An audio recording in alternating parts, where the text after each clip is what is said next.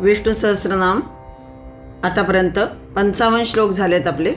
आता श्लोक 56 आधी श्लोक बघूया. रामो विरामो विरतो मार्गो नेयो नयो नयः वीरशक्तिमतां श्रेष्ठो धर्मो धर्मविदुत्तमः. 394 नाव क्रमाप्रमाणे आणि या श्लोकातलं पहिलं नाम रामः. ओम रामाय नमः. नित्यानंद लक्षणेस्मिन् योगिनो रमन्त इति रामः. नित्यानंद स्वरूप भगवंतात योगीजन रममाण करतात म्हणून तो राम म्हटला जातो. किंवा असाही एक अर्थ केला जातो की स्वेच्छया रमणीयम वपुर्वहन वा दाशरथी रामः. आपल्या इच्छेने रमणीय शरीर धारण करणारे दशरथनंदन राम होय. राम हे इथे गुणवाचक नाम आहे, व्यक्तिवाचक नाही. प्रत्येक जीव त्याच्या ठाई रमला आहे. तो अंतर्यामी परमात्मा राम होय. जो ज्याच्या ठाई रमला तो त्याचा राम होय. आणि हा जो राम आहे हा राम दुसरा तिसरा कोणी नसून ज्याचा त्याचा तो निजात्मा होय. आणि म्हणून ज्याला आत्माराम म्हणतात तो परमात्मा राम होय. त्या परमात्म्याचा अवतार जो प्रभू रामचंद्र तोही पर्यायाने रामच आहे. योग्यांचा आणि भोग्यांचा राम हाच. दोघेही त्यातच रमतात. आत्मारामामध्ये योगी आणि भोगी दोन्हीही रमतात आत्मारामामध्ये. दोघांनाही त्याचं आकलन होतच नाही. अज्ञानी जे असतात ते अज्ञानी भोगी मी देहगेहावर म्हणजे मी या देहगेहावर किंवा पुत्रकलत्रावर प्रेम करीत असतात. मी स्वतः अशा अर्थाने किंवा हा गेह म्हणजे घर, पुत्र कलत्र म्हणजे पत्नी पुत्र यावर प्रेम करीत आहेत. जे भोगी अज्ञानी असतात ते आणि ते समजतात की तेच आपलं त्यात आनंद आहे. वस्तुतः ते त्यांचं सारं प्रेम कसं असतं, आत्मप्रेम असतं. आत्मसंबंधामुळे त्याला जो प्रिय असतो त्यामुळे त्याच्यावर त्याचं प्रेम असतं. आत्मा नस्तु कामाय सर्वं प्रियं भवती. भगवान पाहिजे तेही कशासाठी, भोगांसाठीच. पण भोगी त्याला ओळखत नाही. ज्ञानी योगीही संपूर्णतः त्याला जाणत नाहीत. तो विगलित पतित विद्यांतर असा होत साता तल्लीन होत असतो. स्वतःच लीन मग्न होत असतो. आणि म्हणून त्यांनाही तो आकळला जाईल का नाही असं म्हटलं आहे. इथे आपण आत्मा स्वतः भगवान आहे. त्यांचाच अंश जो प्रत्येक आत्मरूपाने प्रत्येक जीवामध्ये येऊन सर्वांना प्रकाश देतो. तसाच तो सगळ्यांना रंजवितोही. जो प्रत्येक आत्मा म्हणून आलेला आहे भगवंताचा अंशरूपाने प्रत्येक जीवामध्ये, तो जो आत्मा आहे हा कसा आहे, हा सगळ्यांना प्रकाशही देतो आणि सर्वांना रंजवितोही. सर्व प्राणीमात्रांच्या हृदयामध्ये रम म्हणजे रमण याचा अर्थ वास आहे त्याचा. आणि म्हणून तो राम होय. भक्त त्याच्यात रममाण होतात. रमते कणे कणे इति रामः असं म्हटलं जाते. म्हणजे राजा प्रकृतिरंजनात जो आपल्या प्रजांचं रंजन करतो, त्यांना सर्व देऊन आनंद देतो. जसा राजा असतो सगळ्या आपल्या प्रकृतीजनांना म्हणजे प्रजाजनांना त्यांचं रंजन करतो, त्यांना सगळ्या प्रकारच्या सुविधा देऊन आनंद देतो. तसा हा आत्माराम जो आपल्यामध्ये वास करतो आणि आपल्याला आनंद घ्यायला शिकवितो. आपल्या रंजकतेने सर्वांना रमवीत आहे, भ्रमवीत आहे. दशरथ पुत्र रामही हाच म्हटला आहे. समजा जर अवतार रूपामध्ये असेल तर तोही या परमात्म्याचाच अंशभूत आणि म्हणून किंवा प्रतिनिधी म्हणूनही तो राम समजायचा दशरथनंदन. पण खरं सांगितलं आहे इथे प्रत्येकाचा जो आत्मा तो राम या अर्थाने, कारण तो रमवितो रंजवितो. तुकाराम महाराज म्हणतात की राम राम राम अवघेची म्हणती कोणी न जाणती आत्मा राम. राम हा कालचा सुत दशरथाचा परंतु अनंत युगांचा आत्मा राम. त्या रामासी हा राम ठावे जरी असता शरण का दाता वसिष्ठाशी राम राम अवघेची म्हणती. तुका म्हणतात आहे की राम तुझा आहे तुझं पाशी पुसून घेशी गुरुमुखे. गुरुच्या मुखातून हे सगळं जाणून घे की जो स्वतःमध्ये आहे, जो निजात्मा आहे तोच तुझा राम आहे, तोच तुझा आत्माराम म्हणजे आनंद देणारा असा आहे, प्रकाश देणारा आहे. गीतेच्या 15व्या अध्यायसुद्धा म्हटलंय की 18व्या अध्यायसुद्धा म्हटलंय की ईश्वर सर्वभूतानां हृद्देशीर्जुन तिष्ठती. हृद्देशीर्जुन इथे म्हणजे अर्जुना, हा जो या सर्व भूतांच्या ठाई सर्वांच्या अंतर्यामी जो ईश्वर आहे तोच प्रत्येकाचा आत्माराम होय. आणि प्रत्येक जीव त्याच्या ठाई रमला आहे. तो अंतर्यामी परमात्मा इथे राम म्हणून संबोधलेला आहे. त्याला शरण जावे. श्लोक 56 395 नाम बघता पण विरामः. ओम विरामाय नमः. विरामोवसानं प्राणिनाम अस्मिन् इति विरामः. भगवंतामध्ये प्राणी मात्र विश्रांती पावतात.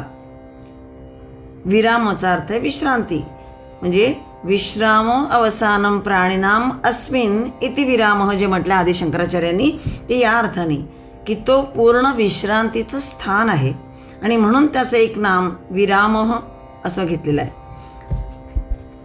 ज्या स्थानी पोचल्यावर अनुभवाच्या क्षेत्रात पुन्हा यावे लागत नाही अशी अवस्था म्हणजे विराम. काही टीकाकार म्हणतात की सगळं विविधतेने नटलेलं हे विश्व प्रलयाच्या वेळी ज्या ईश्वरामध्ये विलीन होते तो विराम. विष्णू सहस्रनामामध्ये काही परस्पर पूरक नावं म्हणजे जोड्या आल्या आहेत.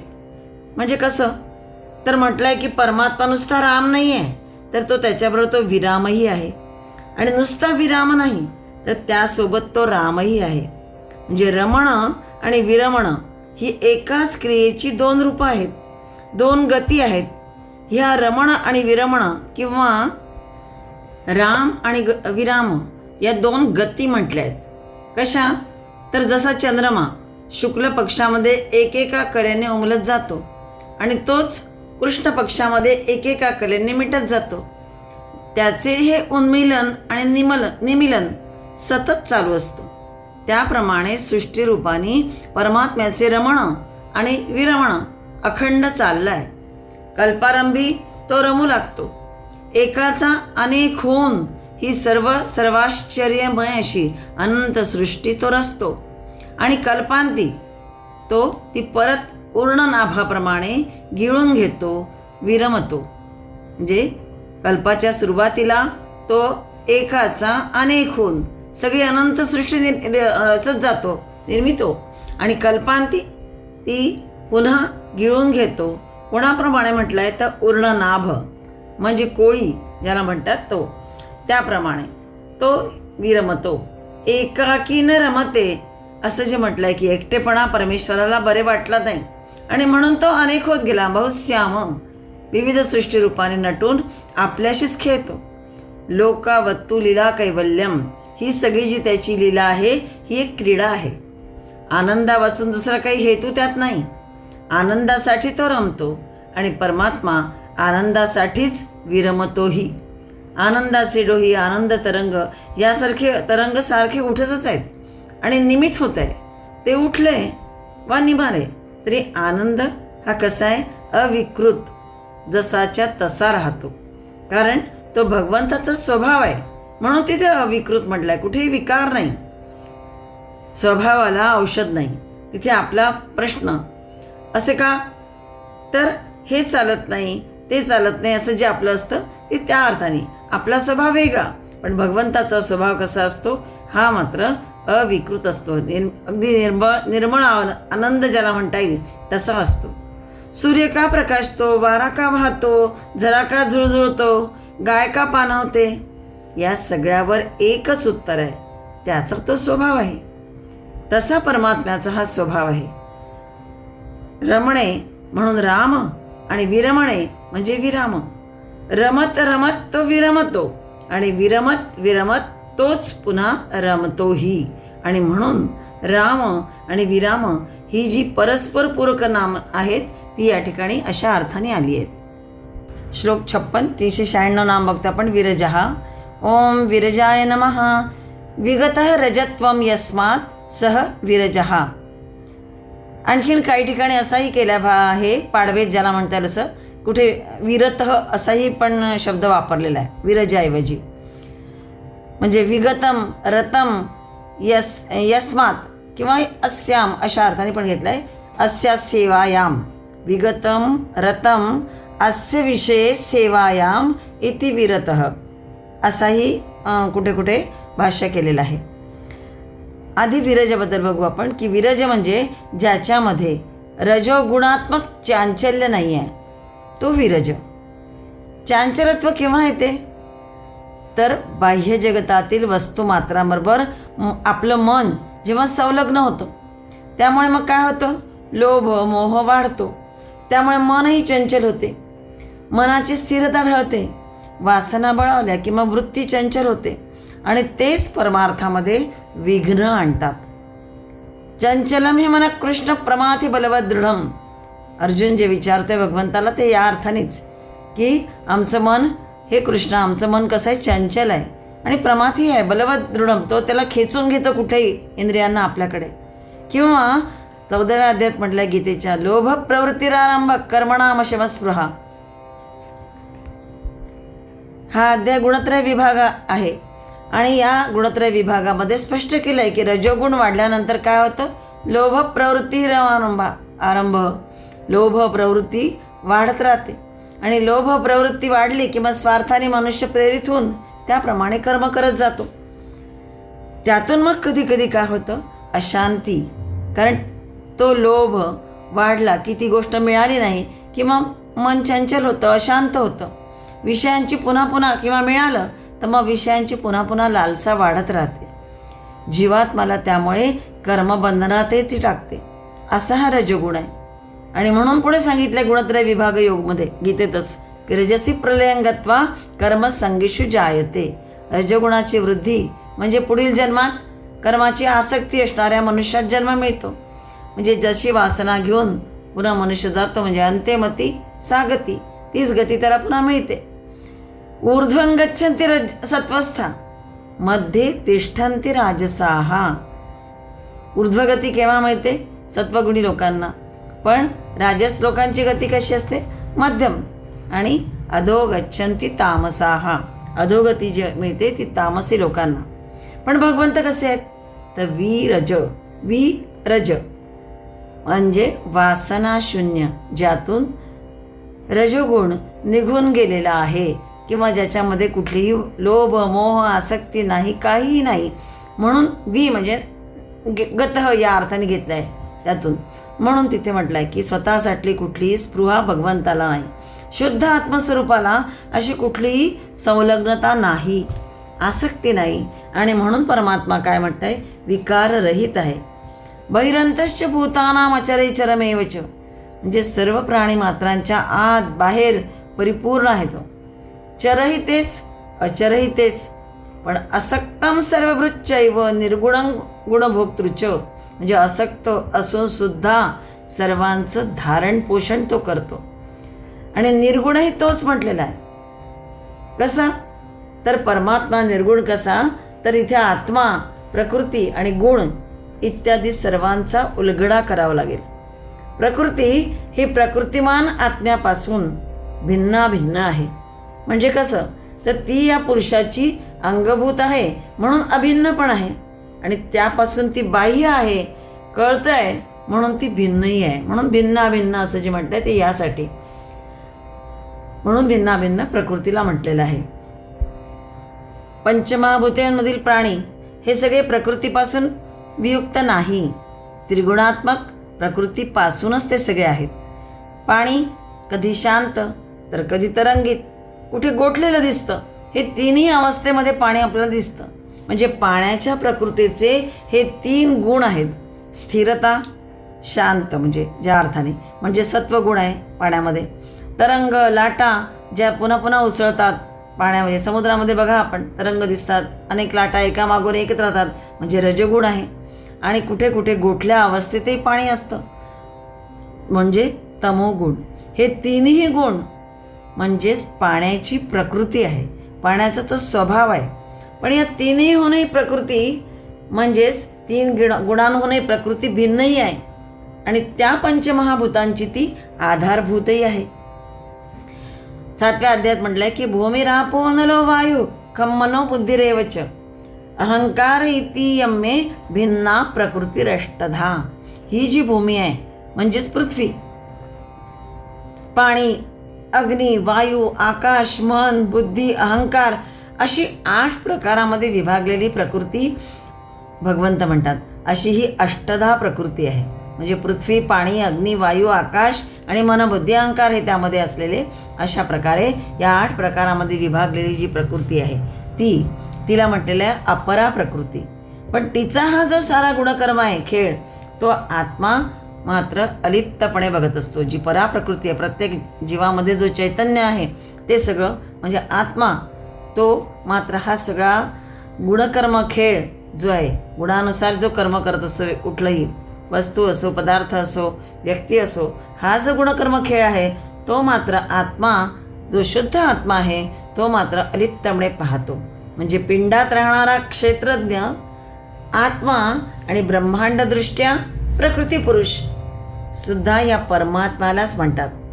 पिंडात राहणारा म्हणजे प्रत्येक व्यक्तीच्या पिंडात असणारा जो आत्मा त्याला क्षेत्रज्ञ म्हणतात. क्षेत्र म्हणजे शरीर आणि ज्ञ म्हणजे जाणणारा.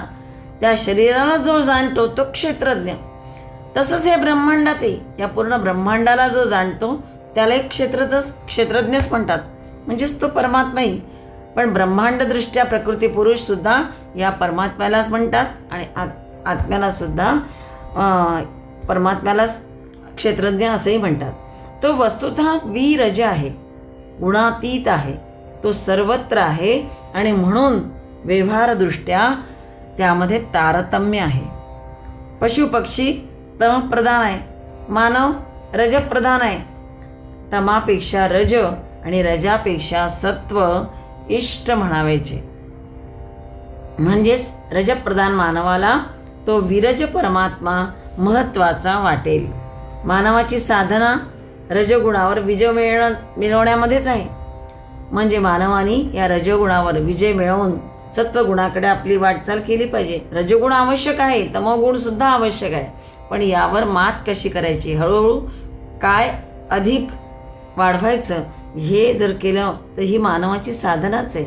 आणि मग भगवंताची कृपा जर असेल किंवा भगवंताची कृपा हवी असेल किंवा ते परमपद हवं असेल तर मग त्यासाठी नित्य सत्वस्थ व्हावे लागेल असं म्हटलं जातं. तरच तो वीरज व्हायचा, म्हणजे साधक अशा अर्थाने. जसा भगवंत आहे तसा साधकही वीरज होण्यासाठी त्याला नित्य सत्वस्थ व्हावे लागेल. भगवंत मात्र रामही आहे म्हणजे तो रंजवितो, विरामही आहे म्हणजे कारण तो प्रलयकाळी संसार करून थकलेल्या जीवाला विश्रांतीही देतो आणि आपल्या आसक्त राहिलाही जर तो प्रयत्न केला तर मग त्या सम होण्यामध्ये तो सहाय्य करतो. म्हणजे आपणही जर आसक्त होऊन जर कुठली कर्म करत गेलं तर आणि प्रयत्न त्यासाठी करत गेला तर त्यासाठी तो आपल्याला आपली साधना वाढवण्यासाठी किंवा आपल्याला नित्य सत्वस्थ होण्यासाठी आपल्याला तो कुठल्या ना कुठल्या प्रकारे सहाय्यही करत असतो. म्हणजे तृष्णा आणि आसक्ती या रजगुणाच्या लक्षणांवर मातही तो करावून देतो. फक्त साधकाची तशी तळमळ हवी असे हे गुणवाचक विरज नाम आहे. कुठे कुठे त्याला वीरत असेही म्हटलेलं आहे. श्लोक 56 397 नाम भक्तवड मार्गः. ओम मार्गाय नमः. यम विदित्वा अमृतत्वाय कल्पन्ते योगिनो मुमुक्षवः स एव पंथा मार्गः.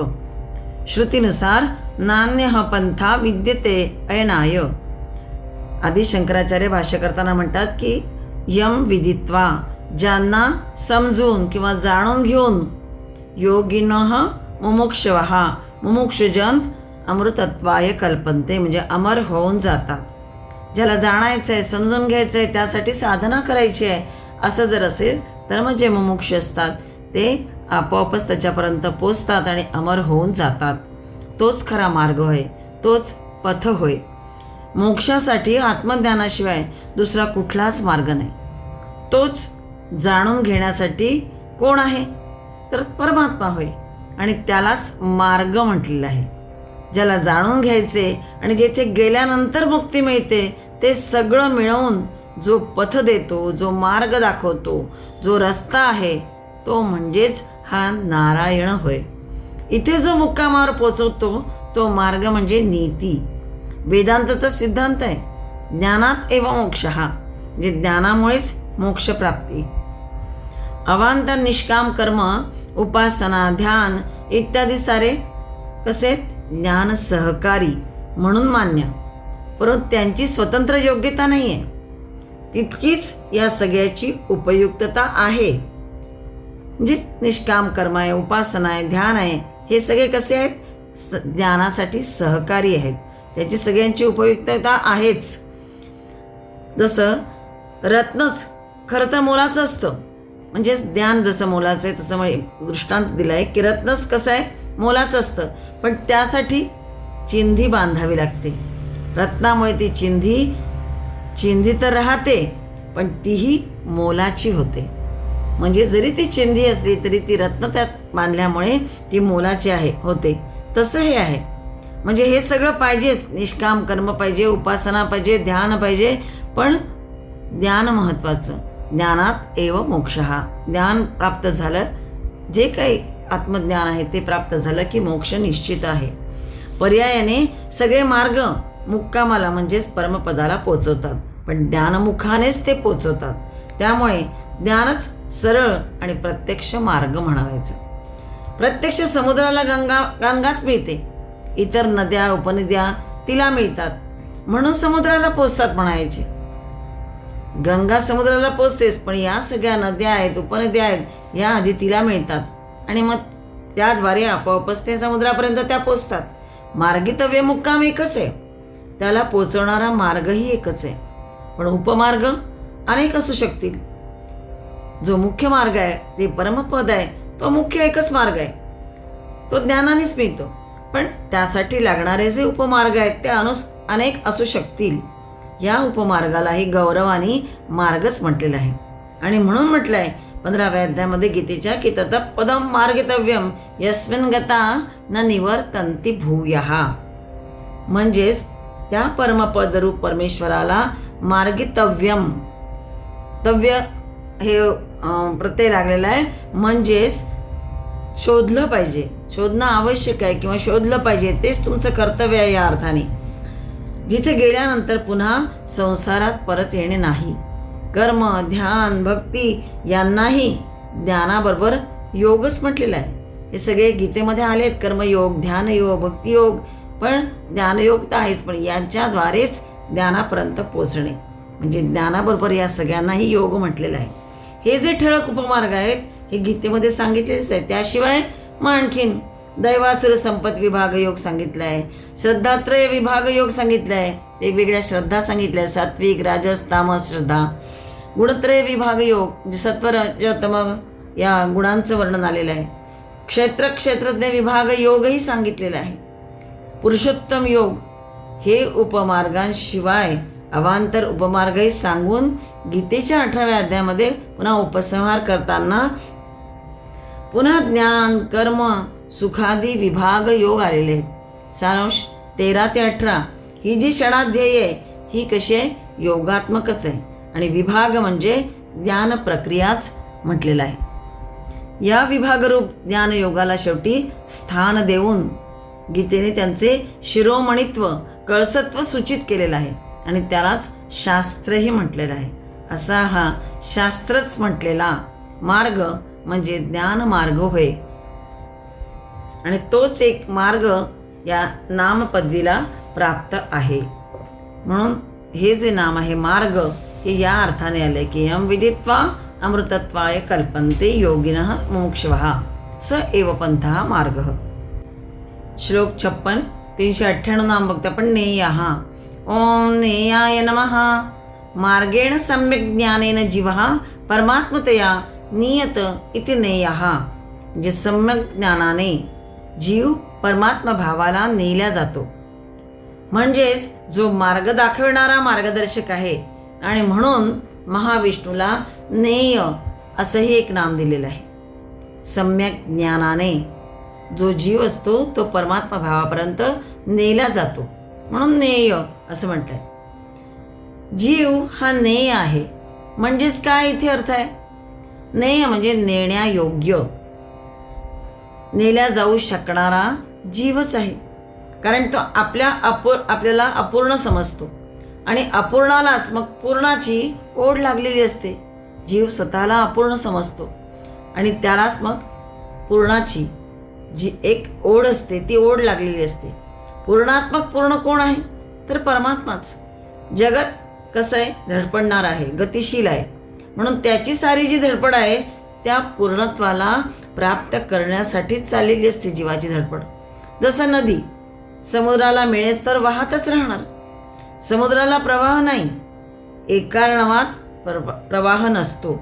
तो पूर्ण तृप्त स्वस्थ स्थितप्रज्ञ जणू असतो.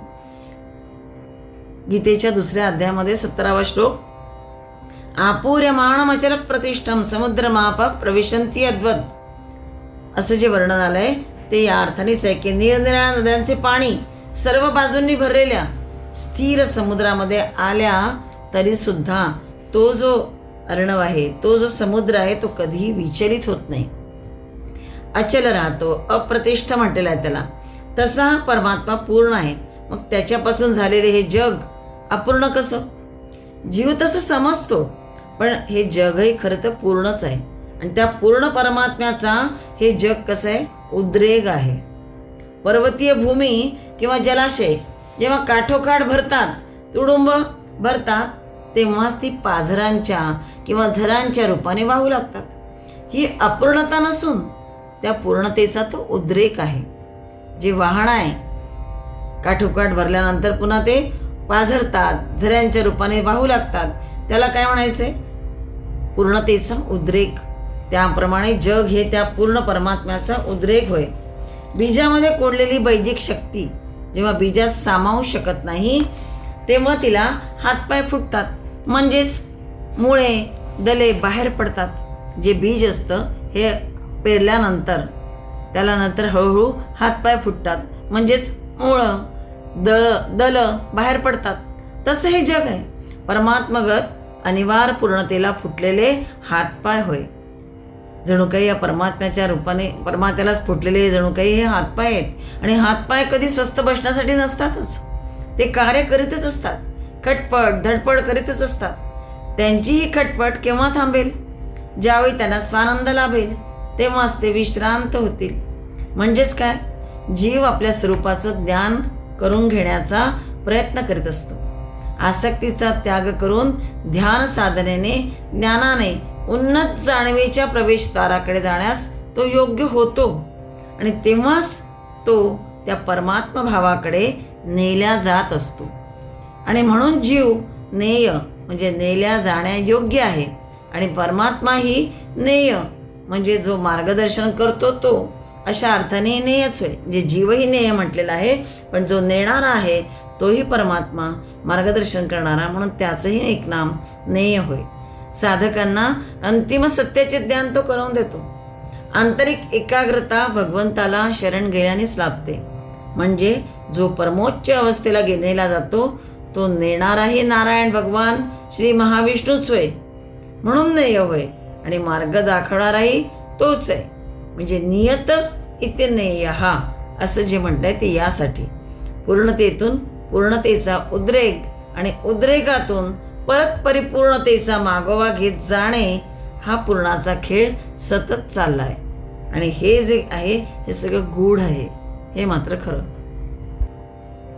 श्लोक 56 399 नाम बघतो आपण. नयः ओम नयाय नमः. नयतीति नयः नेता मार्गो नेयो नय इति त्रिरूपः परिकल्प्यते. म्हणजेच जो नेतो तो नय. मागच्या वेळेस आपण नेय नाम बघितलं. नेय म्हणजे नेणारा अशा अर्थाने, किंवा नेल्या जाण्यायोग्य हा जीवाला म्हटलाय. आणि कोण नेतो तर परमात्मा, म्हणून त्याला नेय म्हटलाय. इथे नय म्हटलेलं आहे. म्हणजेच जो नेतो तोही नय याही अर्थाने पुन्हा आलाय. खरा साधक जेव्हा सावकाश परंतु निरंतर प्रयत्नांनी बाह्य जगतापासून स्वतःला मुक्त करू लागतो तेव्हा हळूहळू तो परमात्मा स्वरूपाच्या उच्चतर आणि सूक्ष्म अवस्थेकडे नेला जातो. परमात्म्याच्या कृपेने आत्मबलानेच त्याला मग मार्गदर्शन केलं जातं. आणि म्हणूनच नय म्हणजे नेणारा, नेता ज्याला म्हणता येईल, त्या अर्थाने भगवंताचं एक नाम हे नय आहे. माणूस बैलाला घराकडे किंवा शेताकडे घेऊन जातो तेव्हा माणूस काय असतो, बैलाचा नेताच असतो. नय म्हणजे नेणारा अशा अर्थाने पण आहे. परंतु इथे तसला नेता नाही म्हणायचं. तर जसे मुक्काम वाटसराला चालायची प्रेरणा देऊन चालवित असतो, एखादा मुक्काम असतो, त्या मुक्कामाला आपल्याला पोचायचं असतं, तो मुक्काम आपल्या समोर असतो आणि म्हणून जो वाटसरू असतो किंवा जो चालणारा असतो त्याला तो मुक्काम प्रेरणा देत असतो, चालवित असतो त्याला, की नाही आपल्याला इथे पोचायचं आहे म्हणून चालवित असतो, आपल्याकडे नेत असतो स्वतःकडे तो मुक्काम. तसा तो नेता म्हणता येईल त्याला. म्हणजे मार्गावरून मनुष्य चालत असतो, जात असतो, त्याचे पाय चालत असतात, पण पायांना गंतव्यस्थान देत असतो. जे गंतव्यस्थान असतं ते पायांना चालवतं. कोण? तर ते गंतव्यस्थान म्हणजे मुक्कामच म्हटलेलं आहे. म्हणजे सगळं काही हे मुक्काम करवितो या अर्थाने करायला लावतो. गंतव्य जर नसेल तर मार्गही सापडणार नाही. म्हणजे एखादा आपण ठरवलं की या ठिकाणी जायचं आहे, तर हे जर आपल्या समोर नसेल काही तर मग मार्गही आपल्याला सापडत नाही, भरकटल्यासारखं होतं, मग पायांना चालना पण नाही मिळणार. गंतव्य नसेल तर मार्गही अमार्ग म्हटलं आहे. अमार्ग आणि शक्ती अशक्ती होऊन बसते. म्हणजे मार्ग अमार्ग होतो आणि जी शक्ती आपल्याला मिळते चालण्याची ती पण अशक्ती होते. म्हणजेच सगळं आपलं काय म्हणू ज्याला आपण ढिसाळपणा येतं, ढसाळपणा आपल्यामध्ये आलेला असतो, एक प्रकारचा आळस म्हणता येईल. तसं पाहिलं तर मार्गितव्याची सत्ताच मार्गाला आणि मार्गस्थाला जन्म देत असते. जो मार्गितव्य आहे, मार्ग दाखवणार आहे, त्यासाठी जे आपल्याला मिळवायचं आहे तोच या मार्गाला पण किंवा जो मार्गस्थ असतो, जाणारा असतो, त्याला जन्म देत असतो. मार्गितव्य जीवन देत असतो, कृतार्थ करीत असतो असं दिसून येईल. सर्व पाणी समुद्राला मिळण्यासाठी धडपडत असतं. तेच आपला मार्ग शोधतं बरोबर आणि मार्ग जणू तयार करीत जातो. त्या पाण्याचा मार्ग कोणी आधी आखून दिलेला नसतो किंवा तयार करून ठेवलेला नसतं. बरेचदा ते पाणी याच्या उताराकडे गेलं की आपोआप आपला मार्ग शोधतो आणि निघतोच तो बरोबर त्या अर्थाने. म्हणजे समुद्रापर्यंत त्याचं गंतव्यस्थान मुक्काम काय तर समुद्र. म्हणजे समुद्र हे त्याच्याकडनं सगळं करवून घेत असतो. जणू पाण्याचा तो नेता आहे समुद्र.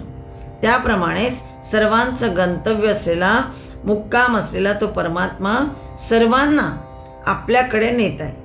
चराचर त्याच्याकडेच खेचले जात आहे. जीवाला भलेही कळो न कळो किंवा सांगता न येऊ, परंतु त्या सर्वाची गती तिकडेच आहे. ज्ञानी तिकडेच चालला आहे, अज्ञानीही तिकडेच ढकलले जाते आपोआपच. ज्ञानी तर मुद्दाम यांनी जातोय, ज्ञान मिळवून जातोय की नाही मला मोक्ष मार्ग मिळवायचा आहे किंवा ते गंतव्यस्थान माझं ते आहे, पण अज्ञानीही आपोआप नकळत ढकलला जातोच. म्हणजे सर्वांची परिसमाप्ती त्यातच आहे. तो नेय आहे, म्हणजेच नयती ती नेय. जो नेतो तो नय. अज्ञानी ढकलला जातो म्हणजे काय, आज ना उद्या केव्हा तरी त्या ठिकाणी पोचणारच, पण त्याला वेळ लागतो अशा अर्थाने. पण हा परमात्मा त्याच्याकडनंही बरोबर करवून घेत असतो. म्हणजे तो नय आहे परमात्मा, तोच नेता होय. आणि त्याच्या नीतीतूनच कोणीही वगळला जावयाचा नाही. त्याच्यासाठीच सर्व कसे नेय आहे, सर्वांनाच तो नेण्यासाठी प्रयत्न करीत असतो. फक्त जीवाला, अज्ञानी जीवाला ते कळत नाही की आपल्याला काय करायला हवं. तो मात्र मार्ग दाखवण्याचा प्रयत्न सतत परमात्मा करतच असतो, कुठल्या ना कुठल्या रूपात तुम्हाला. म्हणजे त्याला तुम्हाला पोचवायचंच असतं, नेयच आहे म्हणजे न्यायचंच असतं. परंतु अज्ञानी जीव ते कळू शकत नाही, पण ज्ञानी जे असतात त्यांना ते माहीत असतं आणि म्हणून त्यांनाही तो सहाय्यभूत असा होतो परमात्मा. म्हणून तो नेय पण आहे आणि नय पण आहे, दोन्ही अर्थाने इथे वापरलेला आहे. श्लोक 56 400 नाम बघता आपण. अनयहा. ओम अनयाय नमः. नास्य नेता विद्यत इति अनयहा. न अस्य नेता, याचा कोणीही नेता नाही, तो अनय. अ लागलाय आधी. नयचा अर्थ बघितला आपण मागचा, नय म्हणजे नेणारा, आणि इकडे अ लागला आधी म्हणजे नकारार्थी अर्थ. म्हणजेच ज्याला कोणी आणखी नेता नाही, ज्याला कोणी दुसरं नेऊ शकत नाही, असा हा अनय. अनय. न विद्यते नयः अस्य इति अनयः. ज्याला कोणी नय नाही तो अनय. परमात्मा सर्वांचा नेता आहे, त्याला दुसरा नाही कोणी, म्हणून दुसरा कोणी त्याच्यावरती नेतृत्व गाजवू शकणाराच नाही, म्हणून तो अनय म्हणायचा. विनायक म्हणायचा. विनायक म्हणजे विशेष नायक तोच आहे. जेव्हा जीवात्म्यास स्वतः परमात्मा नय म्हणजेच नेतो, तोच जीवात्मा ती अवस्था प्राप्त करतो. म्हणजेच जेव्हा जीवात्मा त्या पदाच्या ओढीने सर्व कर्मे करतो, तेव्हा तो परमात्माच त्याला कसा होतो? मार्गदर्शक असतो. मग त्याला म्हणजे जीवात्म्याला कोणाच्या मार्गदर्शनाची खरं तर गरज नसते, कारण परमात्माच त्याला योग्य मार्ग दाखवतो. परमात्मा मात्र सर्व ठिकाणी सर्वव्यापी असल्याने त्याला कोणाच्या मार्गदर्शनाची आवश्यकता नसते. जीवाला असते. जीवाला नेहमी कोणाच्या तरी मार्गदर्शनाची आवश्यकता असते, मग व्यवहारिक असो की पारमार्थिक असो. त्याच्यासाठी पारमार्थिक याच्यामध्ये परमात्मा जीवात्म्याचा नेता आहे. पण या परमात्म्याला कोणीही नेता नाही, कारण भगवंतच सर्व ठिकाणी सर्वव्यापी असल्यामुळे त्याला कोणाच्या मार्गदर्शनाची आवश्यकता नसते. तो आधी नय नामाने स्पष्ट केला, म्हणजे जो नेता तोच नय. त्याआधी नेय नाम बघितलं आपण 398. जे जीव जो आहे तो नेण्यायोग्य म्हणजे नेय आहे, त्याला हा नेता बनून नेतो, मार्गस्थ करतो. म्हणून पुढचं नाम आलंय नय, 399 नाम. आता हा परमात्मा कसा आहे? नय म्हणून नेता आहे असं म्हटलंय. आणि आता 400 नाम काय आहे? अनय. म्हणजे अनय सांगून त्याला मात्र कोणी मार्ग दाखवण्याचा प्रश्नच नाही. त्याला कोणी नेता नाही, अनय.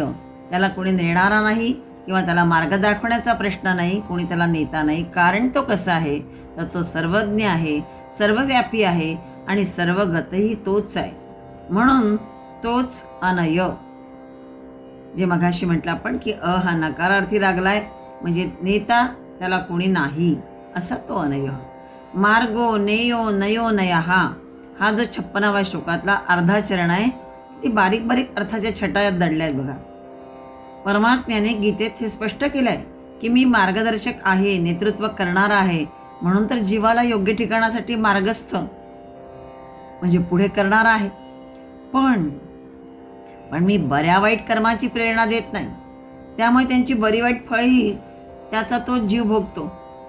नादत्ते कस्यचित पापं न चैव सुकृतं विभुः अज्ञानेनावृतै ज्ञानं तेन मुह्यन्ति जन्तवः म्हटलेलं आहे गीतेच्या 5व्या अध्यायात. मी कोणाचंही पाप करत नाही किंवा त्यासाठी त्याला प्रेरणाही देत नाही, आणि मग त्याचं जे मिळणारं फळ आहे तेही मला मिळत नाही. अज्ञानेनावृतं ज्ञानं तेन मुह्यन्ति जन्तवः. अज्ञानामुळेच जीव तशी कर्म करतो आणि मग त्यामुळेच तो मोहित होऊन त्या पद्धतीने वागतो. परमात्मा हा अनय म्हणजे कोणाला कुठल्याही कर्माला प्रेरित करीत नाही किंवा कर्मफळ त्यांना तसे मिळते ते त्यांच्या कर्मानुसार मिळते. म्हणून म्हटलंय की अज्ञानी लोक मोहित झाल्याने अज्ञानन आवृतम ज्ञानन. अज्ञानेनं म्हणजे अज्ञानी लोकांचं मन मोहित झाल्यामुळे, स्वार्थाने प्रेरित झाल्यामुळे नको ते कर्म करतात आणि त्यामुळेच त्यातून मिळालेल्या फळाने दुःखितही होतात. मग पण हे सगळं भोगत असताना त्यातूनच एखाद्याला शहाणपणी येतं.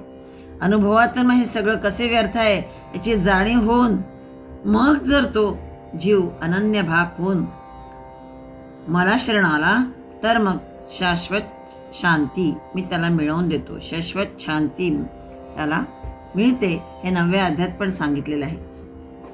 त्यांनाच परामगती प्रत मीच घेऊन जातो आणि मीच त्यांचा नेता बनून त्यांना मार्गस्थ करतो.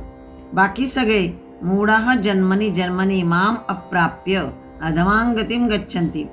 बाकी सगळे मला प्राप्त न करता जन्मोजन्मी अधमयोनीतच गटांगळ्या खात जन्म मरणाच्या फेऱ्यामध्ये अडकतात.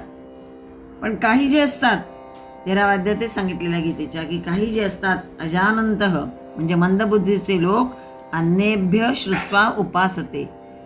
स्वतः जर त्यांना काही कळत नसेल तर लोकांचं ऐकून, ज्ञानी लोकांचं तत्वज्ञानां पुरुषांकडून ऐकून त्यानुसार उपासना करतात. ऐकलेलं श्रद्धेने प्रमाण मानून त्या मार्गाने पुढे सरकतात. त्यांचा मी नय होतो म्हणजे त्यांचा मी नेता होतो. काही लोक कर्माने होतात, काही लोक ज्ञानाने पुढे जातात, काही लोक नुसतं तत्वज्ञानी पुरुषांचं ऐकून त्यांच्यासारखं वागण्याचा प्रयत्न करतात. त्यांना मात्र मी योग्य ती गती देतो. परमात्मा कसा आहे? अगम्य आहे, तो सर्वात्मभूत आहे, तोच सर्वांची गती आहे, नेणारा आहे, नेताही तोच आहे. आपल्या भक्ताला तो बरोबर राजमार्गावर नेणाराही आहे. म्हणून मार्गो नेयो नयो नयहा असं जे म्हटलंय ते यासाठी. श्लोक 56. 401 नाम बघतो आपण. वीरहा. ओम वीराय नमः.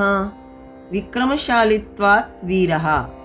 विक्रमशाली भगवंत आहेत म्हणून वीर हे एक भगवंताचं नाम आहे.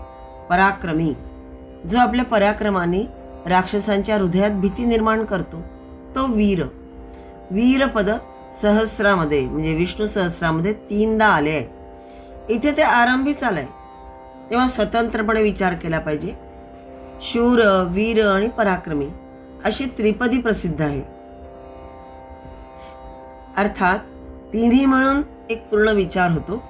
शूर म्हणजे निर्भय, कसल्याही बिकट प्रसंगाने न घाबरणारा. वीर म्हणजे अशा प्रसंगाने स्फूर्ती चढणारा, उत्साही, जिगीषू. आणि पराक्रमी म्हणजे आलेल्या संकटांवर तुटून पडून त्याचा निपात करणारा.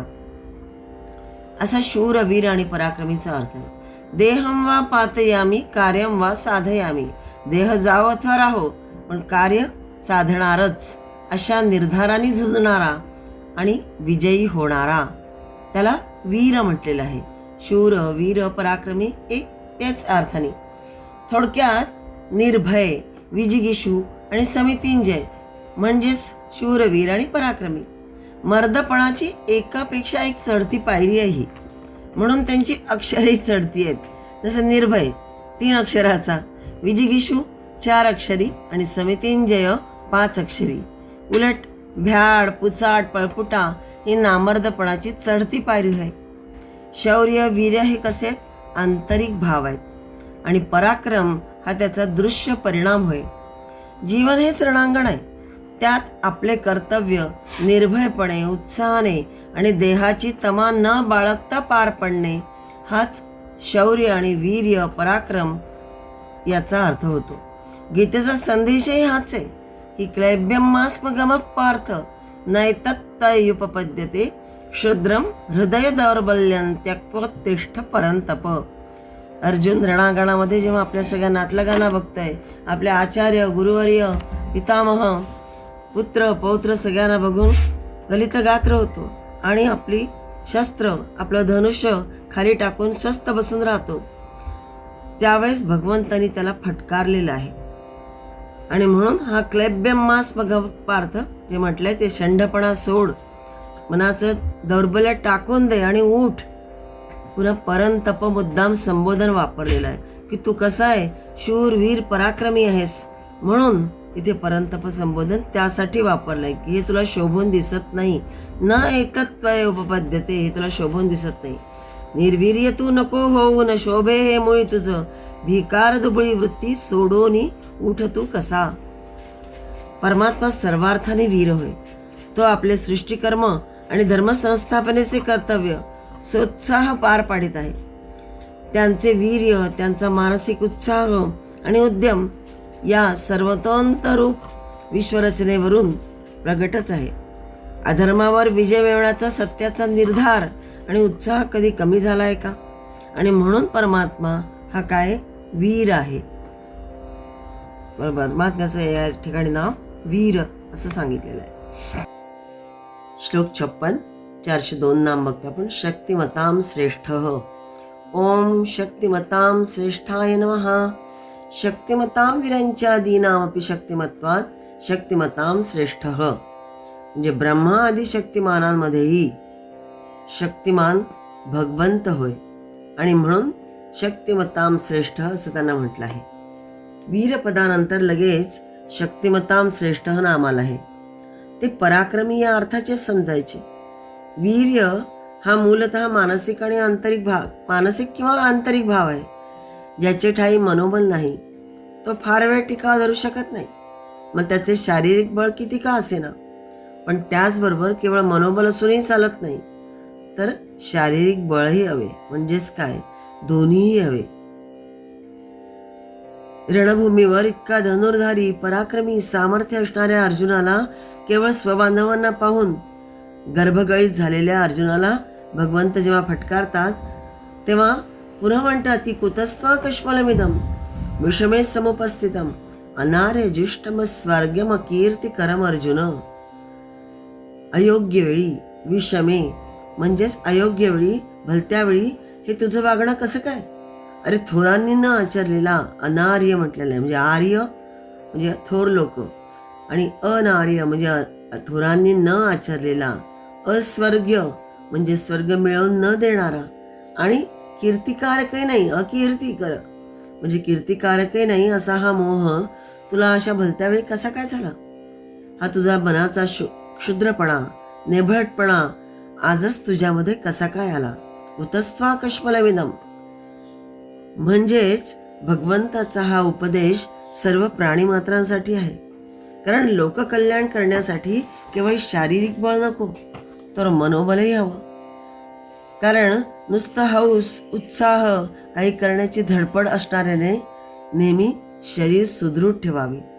शरीर पाप्याचे पित्तर असेल तर तुमच्या हातून काय होणार?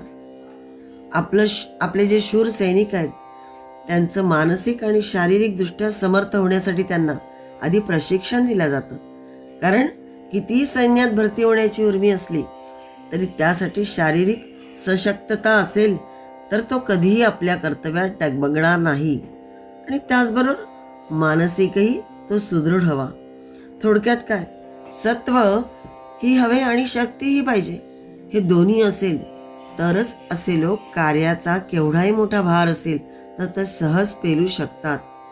महात्मा गांधींजवळ मनोबळ आणि शारीरिक काटेकपणा दोन्ही होतं, आणि म्हणून स्वराज्याची चळवळ ते सुदीर्घ काळ चालवून भगवत कृपेने यशस्वी होऊ शकले. विनोबांची ग्रामस्वराज्याच्या चळवळीला तेच लागू होतं. पुरेसे मनोबळ होते म्हणूनच, म्हणजे सत्व वा वीर्य नसतं आणि आवश्यक शारीरिक काटकपणा जर नसता तर काय 13 वर्ष अखंड पदयात्रा आणि ग्रामस्वराज्याची चळवळ विनोबांना करता आली असती? ते सगळं होतं म्हणूनच त्यांनी ही 13 वर्ष अखंड पदयात्रा करून ग्रामस्वराज्याची चळवळ चालवली. हे जे सगळे भगवत भक्तांचं बळ आहे हे त्यांच्या अनंतपट बळ भगवंताचं आहे. भगवत भक्तांना तर हे बळ आहेच, पण त्यांच्याही पेक्षा अनंतपट भगवंताचं बळ आहे हे या उदाहरणातून सांगायचं आहे. म्हणून तो कसा आहे, शक्तिमताम श्रेष्ठ, शक्तिमंतांमध्ये सुद्धा वरचढ श्रेष्ठ. त्यांच्या शक्तिमतेचं निदर्शन म्हणजे ही सगळी विश्वरचना होय. तिच्या आकलनही मानवबुद्धीला होऊ शकत नाही. तिचं जे आकलन आहे ते सुद्धा आपल्या मानवबुद्धीला होऊ शकत नाही. मग तिच्याशी झुंज तो काय देणार? ज्ञानशक्ती, इच्छाशक्ती आणि क्रियाशक्ती ज्या आपल्यामध्ये असतात त्या सर्व शक्ती आत्मस्वरूपाच्याच असून अनुक्रमे ज्ञानशक्ती बुद्धीमधून, इच्छाशक्ती अंतर्मनातून आणि क्रियाशक्ती शरीरातून व्यक्त होते. अर्थातच आत्मस्वरूप हे सर्वशक्तिमान असून सर्व शक्ती त्याचं स्वरूप आहे. भक्ताला हे आकलन होत जाते ज्यावेळेस तितका तो नम्र होत जातो. कारण आपल्याला मिळालेली ही सगळी ज्ञानशक्ती, इच्छाशक्ती, क्रियाशक्ती ही कोणाकडून आलेली आहे? या आत्मस्वरूपाकडूनच आपल्याला मिळते आहे. आणि म्हणून मग भक्त आपोआपच हे जेव्हा कळतं तेव्हा तो नम्र होत जातो आणि मग त्याचा मी करता हा जो अहंकार आहे हा गळून पडतो. आत्यंतिक भक्तीमुळेच भगवंताच्या त्या अचाट सामर्थ्याची प्रचिती येत जाते. तोच सर्व शक्तिमान आहे, शक्तिमताम श्रेष्ठ होय हे कळत जातं. आणि म्हणून भीष्माचार्यांच्या मुखातून हे नाम निघालं असेल तर नवल नाही. श्लोक 56 403 नाम बघतो आपण. धर्म. ओम धर्माय नमः. आदिशंकराचार्य भाष्य करताना म्हणतात की सर्वभूतानां धारणात धर्म, समस्त भूतांना धारण करतो म्हणून धर्म ही संज्ञा त्याला दिलेली आहे. अणुरेषः धर्म, हा जो धर्म आहे अति सूक्ष्म आहे. धर्मेराराध्यत इति वा धर्म, म्हणजे धर्मानेच आराधना केली जाते म्हणूनही धर्म म्हटलेला आहे. धर्म या शब्दाचा अर्थ काय? अस्तित्वाचा नियम असा केला जातो. धार्यते अनेनिती धर्म म्हणजे सगळ्यांना जो धारण करतो, आधार देतो तो धर्म अशी व्याख्या केली जाते. म्हणून कोणत्या वस्तूत धारण करण्याची क्षमता आहे तो निस्संदेह त्याचा धर्म आहे.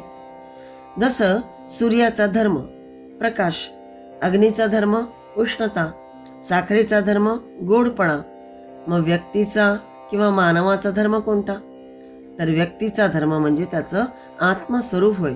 कारण त्याच्या वाचून व्यक्तीचं अस्तित्वच असू शकत नाही. ज्याने संपूर्ण विश्वाला धारण केलेले आहे तो परमात्मा, म्हणूनच धर्म म्हटलेला आहे.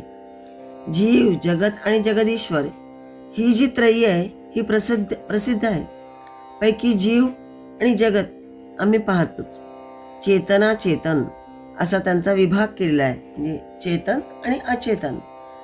जीव कसा आहे? चेतन आहे. आणि जगत अचेतन म्हणता येईल. अचेतन स्वतःला जाणत नाही. ते कोणामुळे जाणलं जातं? तर चेतनामुळेच. म्हणजे चेतनाचेच ते भोग्य आहे, चेतनाचेच ते आश्रित आहे. आंधळ्याला डोळसच मार्गदर्शन करू शकतो, त्याचा सांभाळ करू शकतो. आणि म्हणून शेवटी जगाचा आधार चेतन म्हणावे लागतं. अग्नीपासून ठिणग्या तसं परमात्मा तेजापासून जीवरूप चेतन स्फुल्लिंगही निर्माण होतात असं म्हणायचं. सर्व चेतना चेतन, विश्व चेतन मूलक आहे, चेतन प्रधान आहे, किंबहुना चेतनमयच आहे.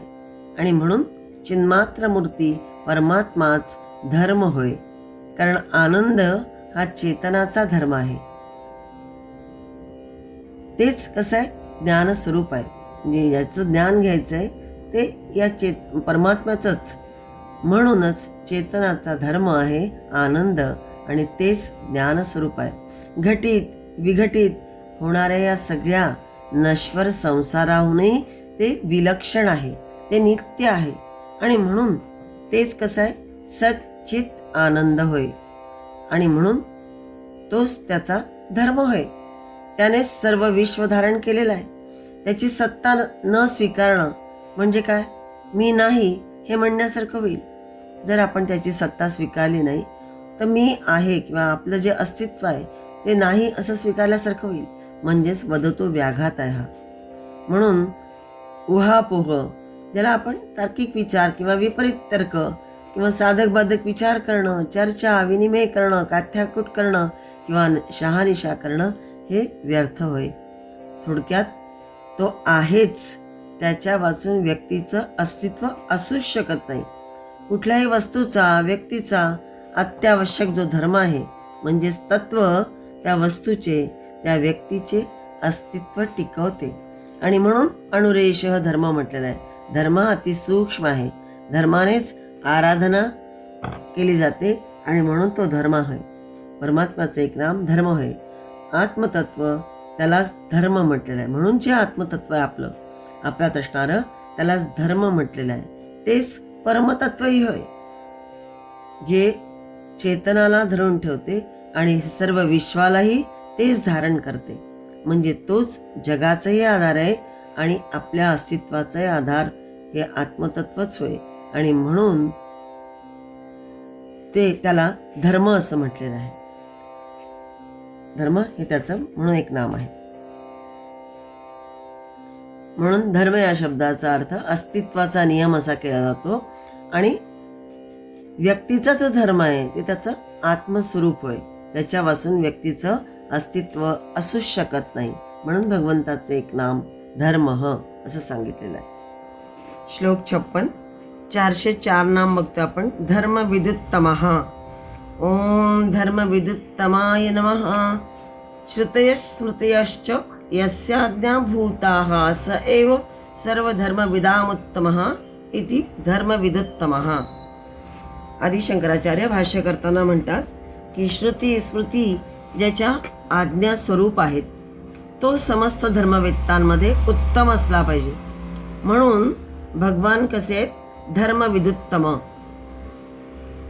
धर्मविदुत्तम मध्ये 2 पद आली आहेत. एक धर्मविद म्हणजे धर्म जाणणारा आणि दुसरं उत्तम, सर्वश्रेष्ठ या अर्थाने. धर्मवेत्तांमध्ये जो उत्तम आहे, सर्वश्रेष्ठ आहे तो धर्मविदुत्तम. जगामध्ये अनेक धर्म म्हणजे कल्याणाचे मार्ग आहेत. त्यांच्यापैकी एकही ज्यांनी जाणला त्याला धर्मविद म्हणतात. गीतेच्या 4थ्या अध्यायात 32व्या श्लोकात सांगितलेलं आहे की एवं बहुविधा यज्ञा वितता ब्रह्मणो मुखे कर्मजान विधितान सर्वान नैवै ज्ञात्वा विमोक्ष्यसे. म्हणजेच सामान्य लक्षण जे सांगितले त्याच्यामध्ये की प्रत्येक धर्म म्हणजे यज्ञ आहे आणि ब्रह्माला उद्देशून केलेला असतो तो आणि क्रियारूपही असतो. पुष्कळ प्रकारचे जे यज्ञ सांगितले ते वेदवाणीत विस्ताराने सांगितले गेले आहेत.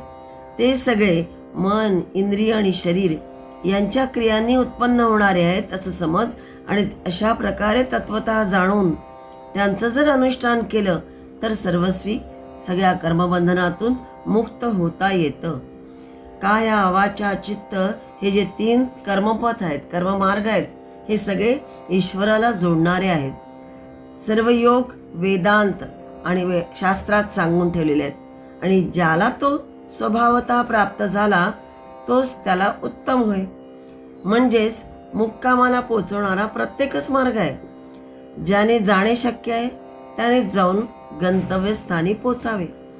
ज्याप्रमाणे जलचराला जलमार्ग उत्तम, भूचराला भूमार्ग सोयीस्कर किंवा श्रेष्ठ आणि नभश्चराला आकाशमार्ग उत्तम.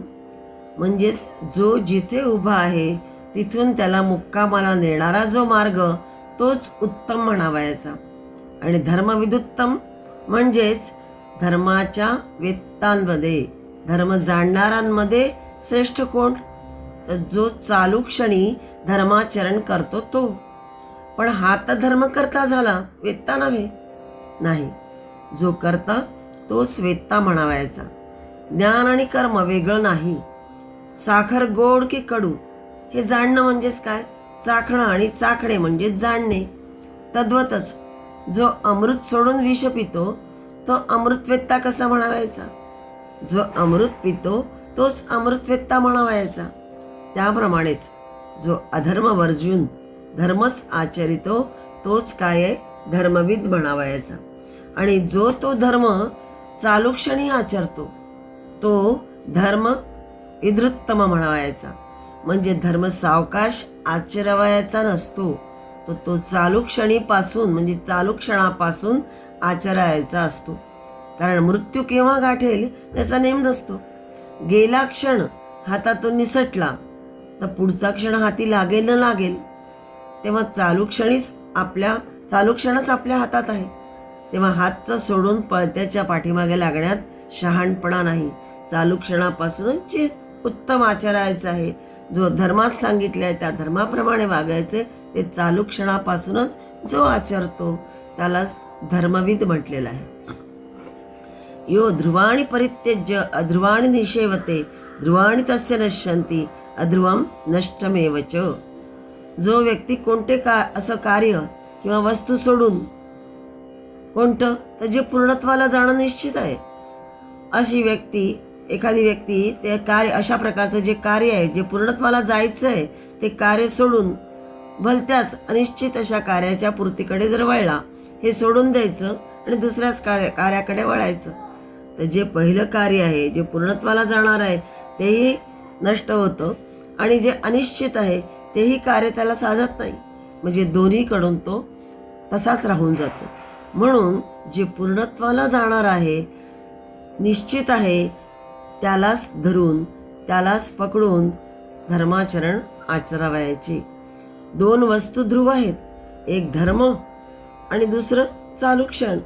यांचा जो योग साधतो तोच धर्मविदुत्तम म्हणायचा. आणि ध्येयभूत परमात्मा कसा आहे?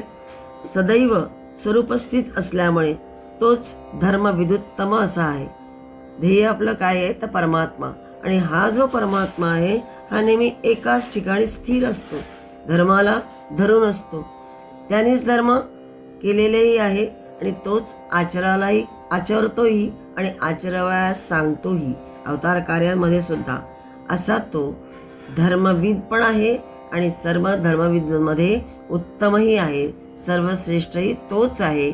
म्हणून भगवंताचं एक नाम धर्मविदुत्तम असं म्हटलं आहे.